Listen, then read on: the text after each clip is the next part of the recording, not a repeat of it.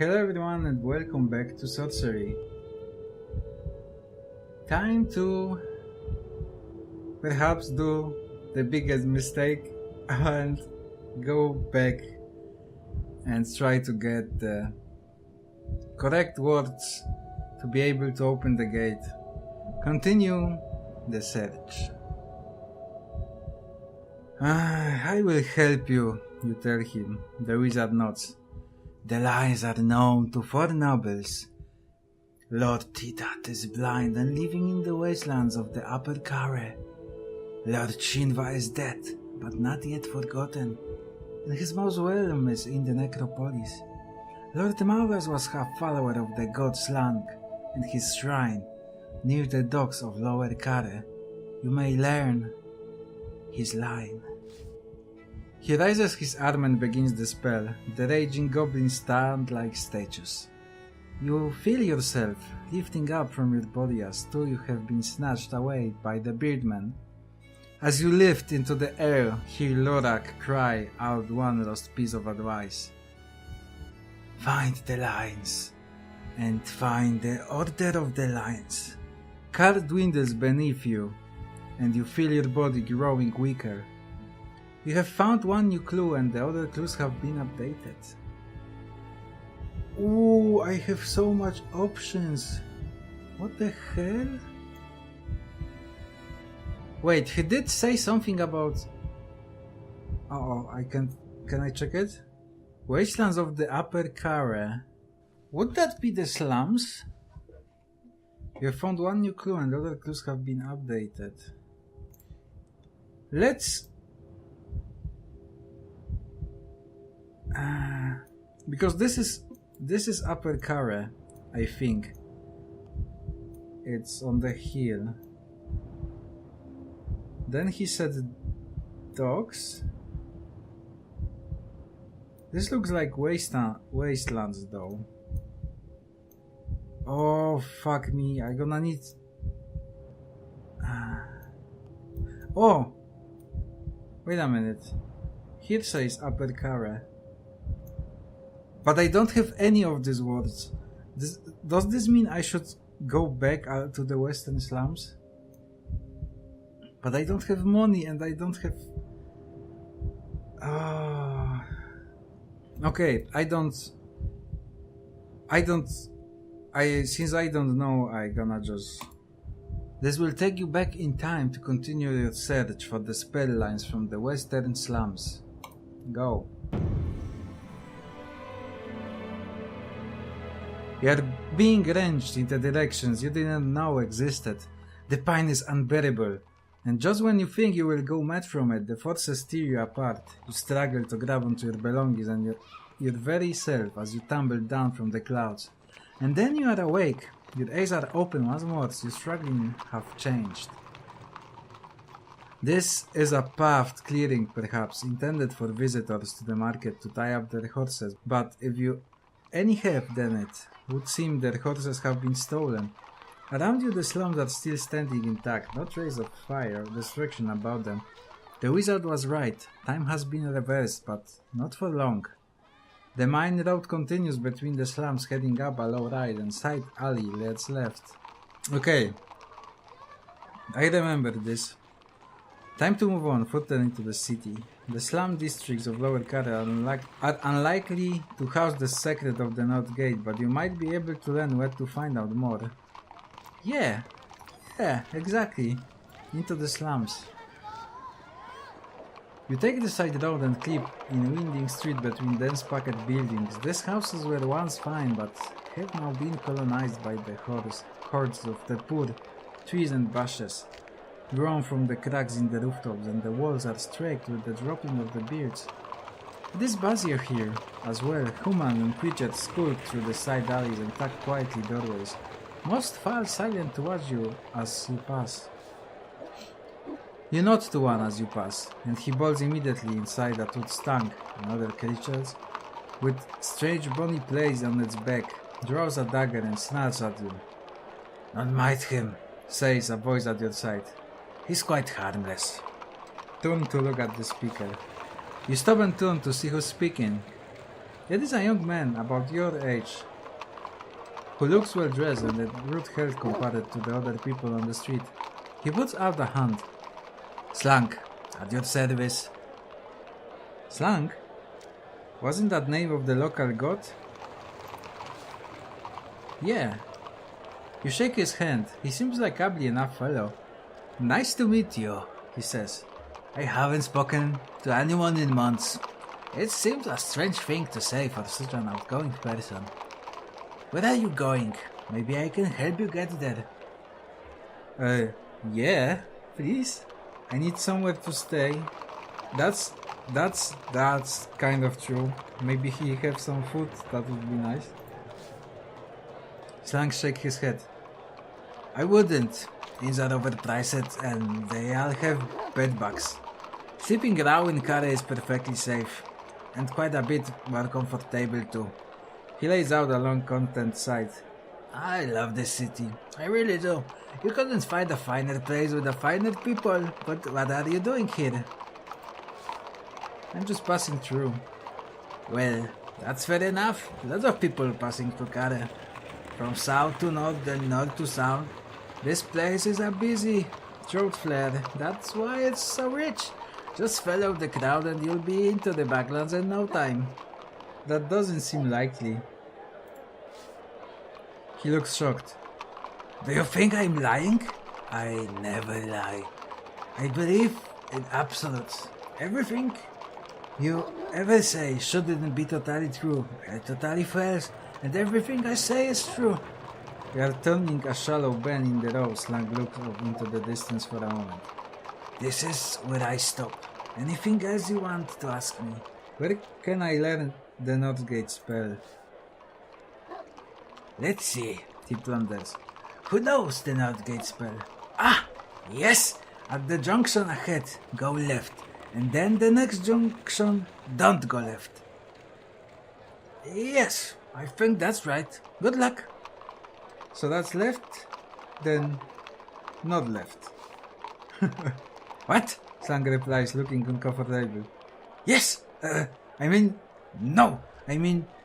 That's what should do, but that's not what I said. I hope that's clear? Then the young man pumps your hand and beams. Pleasure talking to you, he says cheerfully and rushes away down the street.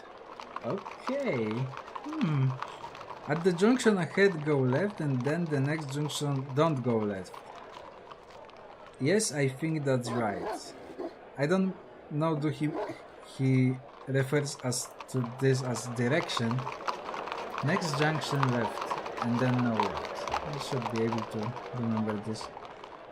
The road becomes well paved and the house is more intact. There's washing on the balconies and slope into the street, but how those places can still be occupied is mysterious.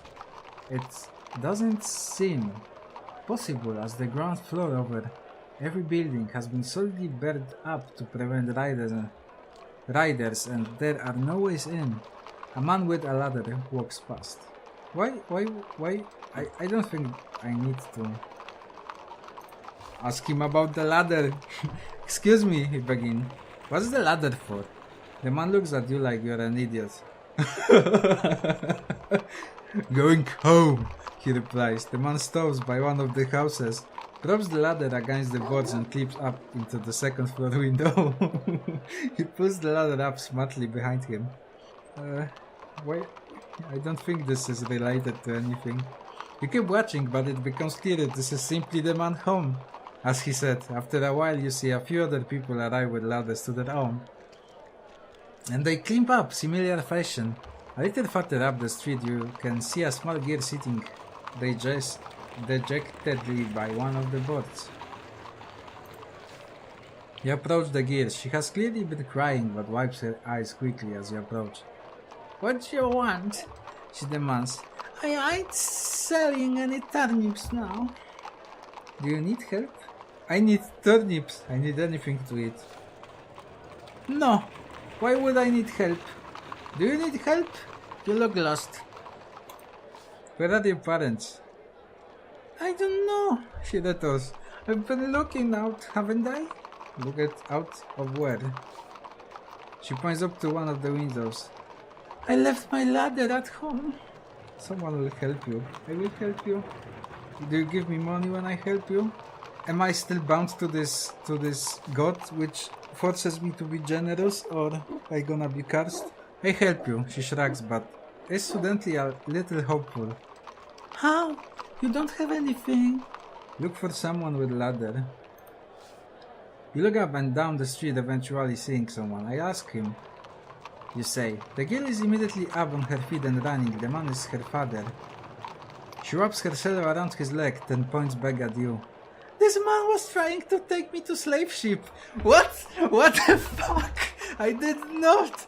The girl father growls at you unconsciously. He is a big man and built like a bricklayer. Oh, fuck this city. I don't talk with anyone. I need focus on my mission. Run for it. No point getting into trouble. You run away quickly up the street, chased by the girl's father. The road ends in the archway and you slip quickly through.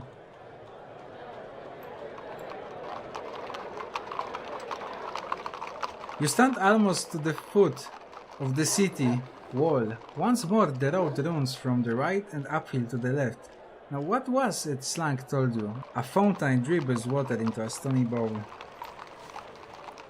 You cup your hand and drink from the fountain, feeling better. You look for where to go next. Go left and then not left. The road climbs further, looking back on itself. As it climbs, several little alleys disappear between homes and buildings on the side. This area of town is a spider's web. That would be easy to lose oneself in. You pass a shop with a brass sign above its door. Metal Worker Guilds. Well, since I don't really have any other options. You open the door and enter the small building to find a messy workshop. Littered with pipes, stoves and barrels that leak hot gases into the air. A gnome and a troll are leaning over the innards of some kind of machine, tinkering and turning spanners. They don't notice you go in. Look for something to steal. Game. Can I just look for something? Like, is there gold maybe? Without getting into trouble? When their attention is divided, you look at the moment to poke around looking for anything useful you can take with you.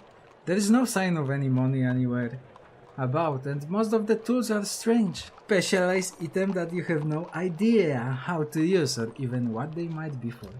In one corner is a curious item that might be worth looking at, a small metal statue of a pig, standing on its hind legs, quite ordinary except that every few minutes it hiccups. I won't steal anything, I'm afraid this god will be mad on me. You approach the two metal workers. The troll turns, staring at you blankly, champing his upper lip with his oversized teeth. The gnome is more friendly, lifting up his eye shield, smiling. Ignore my dumb friend, he beams. Welcome to our little shop. Do you know any spells for the North Gate? Strides forward. The gnome breaks, a surprised loud, almost knocking himself over. Oh no, he claims. That's wizarding, which is about as far from what we do as eggs from cooked eggs. The troll shakes his head sadly. I know, the gnome remarks his friend. No one understands what we do. It's most frustrating, the troll burps. What is this place? This is the Metal Workers Guild, the gnome replies. That's metalwork. Blacksmithery, but no one seems to have much interest in metalworking. It is the future, of course. The gnome chirps to himself. Tell me how that statue works. Do you make plate armor? I don't have money, it doesn't matter. Do you make plate armor? You ask, thinking of the strange werewolf encountered overnight. Plate armor? The gnome replies, shaking his head. No, you want a blacksmith for that. We do articulated pieces, you see, things that move. The troll picks up a spanner and drops it again. Tell me how that statue works. What? Our little piggy? The gnome smiles. That's one of the Ragla's creations, and unbelievably he pets the dumb-looking troll on the shoulders. and troll cows twice. It's an out-regulated automation. Seeing your confusion, he clavers. It runs on magic gas. The troll really built that? He may not look like much, but he's one of the best metal workers in the city. The gnome replies. The English hero was commissioned by the last First Noble, that is, the First Noble before this one, to make the grand statue of Matak that stands in the north of the city. Have you seen it? I haven't, in fact. Well, then you should. It stands outside the halls of Valda. Great little creation. Runs on Steam. You wouldn't know to look at it. Though. The access panel is in the left leg, but it's beautifully integrated into the design, if I do so say myself. I look out for it, I guess. You do that, he replies. Anyway, the gnome says cheerfully, we should be getting back to work, then leave the shop. Okay, that would be enough for this episode, I guess, and I'm gonna see you in the next episode. We got some stamina back, which is always nice, and maybe there is slight chance I will find this pieces of code. It can't be the bad thing, right? Maybe we're gonna finish this game the right way. So yeah, I hope you have a lovely day, and I'm gonna see you in the next episode. See ya!